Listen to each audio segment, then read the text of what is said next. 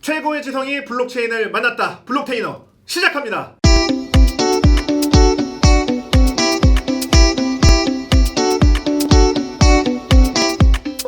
오늘도 변함없이 여러분과 함께 진행을 맡은 저는 MC 배구영 송인규 교수님을 자리에 모셨습니다. 안녕하세요. 반갑습니다. 안녕하세요. 예, 반갑습니다. 국제경제학과 수석 우정사업본부 140조 원 민간인 운영력을 비롯해서 국제 컨퍼런스 전문가, 대체 투자 전문가, 그리고 블록체인 파이낸스 투자 전문가까지 이렇게 오늘 모신 그 주요 핵심 이유가 블록체인 파이낸스 투자 전문가로서 어떻게 보십니까? 결론적으로 말씀드리자면은 변동성이 굉장히 큰 거는 맞지만 우려할 만한 수준은 아니라고 본다라고 하는 거를 결론적으로 먼저 말씀을 드리겠고요. 우리가 앞으로의 모습은 골이 산보다는 그렇게 깊지는 않은 형국이다라고 저는 이제 보는 겁니다. 그래서 장기적으로 보면 약간 우상향.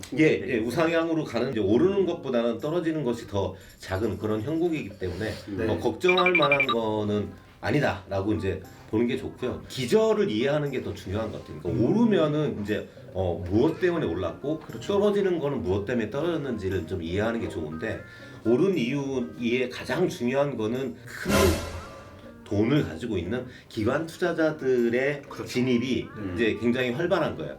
예일대 CIO의 그 데이비 스웬슨이라는 사람이 있는데 이 사람은 대체 투자의 신이라고 불리우는 사람이에요.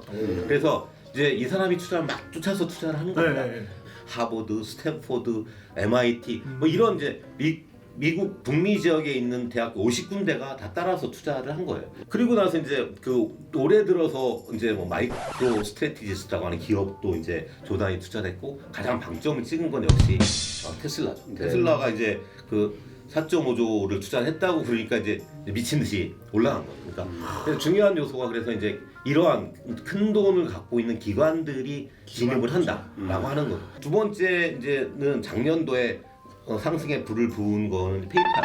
근데 페이팔은 이제 3억 명의 회원을 가지고 있습니다. 네. 그래서 페이팔이 그때 이제 얘기를 한 게 뭐냐면 비트코인을 통해 가지고 결제를 하는 데 쓸 수 있도록 하겠다라고 하는 얘기를 했어요. 그래서 이제 확 올라가기 시작했는데 그 얘기를 하니까 이제 8,000명 정도의 회원을 갖고 있는 비자, 마스터카드, 카드사들도 또 다 이제 진입을 해가지고 우리도 비트코인으로 결제가 되게 하겠다라고 하면서 이제 코인이 올라가기 시작한 거죠. 그러니까 이제 처음에 투자라고 하는 것도 있지만 이제 코인이 결제하는 데도 쓸 수 있겠구나. 용처가 점점 많아지네라고 해서 이제 이게 이제 상승을 이제 하게 된 그런 거에 대한 분석이라면 떨어진 이유를 또 이제 분석을 해봐야 돼요. 그렇죠. 떨어진 이유는 일반들이 대거 진입을 하기 시작했어요. 일반 개인들 막 오른다고 그러면 막 불나방처럼 덤벼들다가 내린다고 그러면 또 막 던지는 경향이 있어요.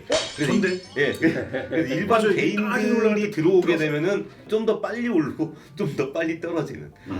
그래서 정리를 하자면 이제 이런 여러 가지 요인으로 이제 오르고 내리는데 이제 오르는 요인은 비교적 건강하고 그리고 큰 힘을 갖고 있는 기관들이 이제 많이 작용을 하고 있는 거고 내리는 거는 단기적이고 좀 더 이제 힘이 작기 때문에 전체적으로 볼 때는 크게 우려할 만한 그런 변동성은 아니다라고 하는 게 제 의견입니다. 적정 가격이 얼마 정도가 예상이 되고 얼마라고 생각하시는지. 그걸 알면 제가 여기 있겠습니다. 가장 핵심적인 질문은 뭐냐면 많이 올랐는데 지금 사도 될까라고 하는 거. 그렇죠. 중요한 게. 그래서 저는 좀 편하게 말씀드릴 수 있는 거는 많이 올랐지만 앞으로 더 오를 거라고 보기 때문에 지금 사도 된다. 일반적인 사람들 막 올라갈 때 따라가는 경향이 맞습니다. 있는데 이제 그거보다는 이렇게 막 올라갈 때 한없이 올라갈 것 같은데 급락을 해가지고 사람들이 끝났어라고 할 때 그때 사야지 되는 사야 되는 타임인 거고요. 비트코인의 공급은 2,100만 개로 정해져 있습니다. 그러니까 그 경제학적으로 보면은 이 공급 곡선이 이렇게 서 있는 겁니다. 그러면은 가격은 어떻게 결정이 되면 수요 곡선이 어디 있느냐에 따라서 가격이 결정이 될 수밖에 없잖아요. 근데 미국 그 국민들의 금융자산의 총합은 약 100조 달러 정도 된다는 거예요. 그럼 100조 달러 중에서 그래도 한 2% 정도를 코인을 산다. 그리고 그 중에 60%가 비트코인이다. 그거를 이제 2,100만 개로 나누면 한 5만 6천 불 정도가 나옵니다. 근데 이거를 전 세계 자산으로 이제 넓히면 316조 달러 정도가 되고요. 그중에 1% 해서 비트 쉐어 50%라고 보면은 7만 5천 불 정도, 2,100만 개로 나오면 7만 5천 불 정도 됩니다. 지금 이제 5만 2천 불이니까 7만 5천 불 나오니까 사실은 뭐 지금 들어가면 한 다 끝난 거잖아요, 사실은. 네. 도달한 것처럼. 근데 이제 비트코인이 디지털 골드고 이제 금에 대한 수요까지는 간다. 아니면 금을 대체할 것이다라고 이제 보는 견해들이 많이 있는데 그렇게 본다면 이제 금의 시장 가치 전체는 8조 달러 정도가 됩니다. 근데 지금 비트코인은 1조 달러 내외인 거죠. 그럼 지금보다 8배 정도 간다는 계산. 금 예. 가치가 되면 계산인 거고요.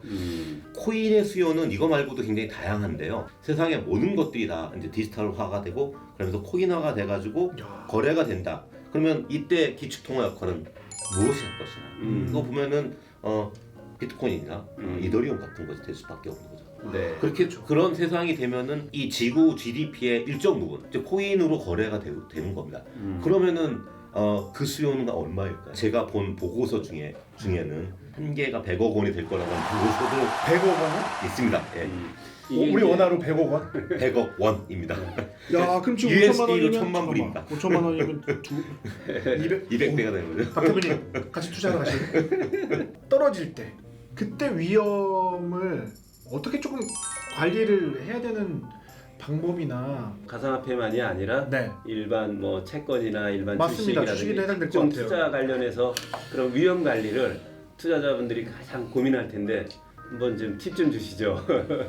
그걸 다 알면 제가 여기 있겠죠. 이게 거의 유행어로 밀어붙이는 거예요. 오늘 세 번째 늘 하는 얘기는 뭐냐면 제가 교수기 때문이 아니고 일단 공부를 해야 된다. 음. 공부를 해야 되는 게 이제 중요한 게 뭐냐면 어느 정도 감이 있는 거죠. 그러니까 비트코인이라고 하는 거는 떨어져 본들 뭐 이 정도는 버티는데 급락했기 때문에 좀 빨리 떨어지는 것뿐이다. 오히려 지금이 사야 될 기회다. 라고 생각을 할 수 있는 거거든요. 그러니까 그래서 이제 첫 번째는 그게 이제 공부를 해야 된다는 게 가장 중요한 거고요. 근데 두 번째는 뭐냐면 내 상태에 맞아야 돼요. 빚을 내서 투자하는 사람은 이렇게 떨어지면은 갑자기 이 빚을 갚을 수가 없어지잖아. 그렇죠. 견딜 수가 없거든요. 네. 그럼 손실 나는 거를 감당할 수가 없는 거예요. 그렇기 때문에 절대로 빚을 내서 투자를 해서는 안 되는 거고 여유 자금을 가지고 투자를 해야 되는 겁니다. 중점적으로 봐야 되는 리스크 얘기를 너무 말씀 안 드린 것 같아서 보완적으로 네, 말씀드리면 그거 하나 좀 추가해 주시면. 이제 리스크의 첫 번째는 이제 기술 관련된 리스크가 있습니다. 이건 전문적이거든요. 그러니까 네. 이거는 이제 이것도 역시 공부를 이제 해야 되는 거고요. 네. 그 다음에 좀 더 가시적인 거는 이제 규제 리스크가 굉장히 큽니다. 규제의 요소는 투자를 못하게 하는 류의 규제가 있는 거고 이제 코인 비즈니스상 공급자의 공급을 ICO 못해라고 하는 규제가 있는 거고 세 번째는 정부가 세금을 마구 때린다든지 이런 류의 이제 규제가 있다는 거를 항상 이제 염두에 두고서 그 다음에 기술적으로 제가 해킹이나 이런 것들 디파이나 이런 것들이 기술적으로 아주 완벽하지 않습니다. 갑자기 정부에서 이거는 자본세탁 방지에 문제가 있는데 디파이 하지 마. 그러니까 이런 류의 이제 규제 요인이 항상 있다라고 하는 거는 항상 염두에 두고서 투자를 하는 게 중요하고요. 블록체인의 미래. 우리 블록체인의 신이시니까 신의 입장에서 어떻게 보시는지요? 어떻게 미래를 보시는지. 신앙심을 가지고 하는 교수고요. 네. 네. 뭐 이제 결론부터 말씀을 드리자면 두 가지식으로 말씀을 드리자면 이제 저는 일론 머스크의 이제 말을 인용을 해보겠습니다. In retrospect, 콤마하고 it was inevitable입니다. 그러니까 in retrospect은 돌이켜 생각을 해보면 inevitable은 뭐 불가피했다, 그렇게 될 수밖에 없었다라고 하는 거고 풀어서 이제 얘기를 하자면 이런 겁니다. 지금 우리가 현재 있는 모습을 이를테면 휴대폰, 우리 인터넷 그러면은 너무나 당연하게 쓰고 있잖아요. 근데 휴대폰 처음 나왔을 때 이거 가지고 물건 누가 여기서 하자고 그러고 인터넷에 나와서 누가 이걸로 이메일을 보내냐고 하잖아요. 그러니까 지금 돌이켜보면 너무나 당연한데 우리는 지금 비트코인에 대해서 왈가왈부 되게 말이 많잖아. 나중에 가보면 뻔한 거야. 그거는 inevitable 라고 하는 이제 표현을 한 겁니다. 그래서 저는 이거를 이제 블록체인에 그대로 적용하고 싶은 겁니다. 인터넷이 정말 너무너무 커다란 인류 발전에 기여했죠. 근데 여전히 인터넷으로 안 되는 게 있습니다. 거래입니다. 거래. 네. 인터넷이라고 하는 게 너무너무 편리하지만 신뢰 문제를 해결할 수는 없다. 쓰레기도 너무 많고 아무거나 다 왔다 갔다 하는 그런 거잖아요. 그래서 이 문제를 해결하는 것이 바로 블록체인이다. 그러니까 블록체인이라고 하는 기술이 인터넷에 이렇게 쫙 덮여 짐으로 인해 가지고 이제는 서로 믿지를 못하는 모르는 사람들끼리도 중앙에 아무것도 없어도 거래를 할 수 있게 된 거예요. 미래 세상에서는 블록체인이야말로 인네비티블이라고 하는 말로 네, 오늘 마무리 짓고자 합니다. 네, 오늘 유익한 말씀 해주셔가지고 진심으로 감사의 말씀 드리도록 하겠습니다. 네, 블록체인의 신, 한국의 워렌 버핏, 송인규 교수님과 함께했습니다. 네, 고맙습니다. 감사합니다. 네, 감사합니다. 네, 고맙습니다.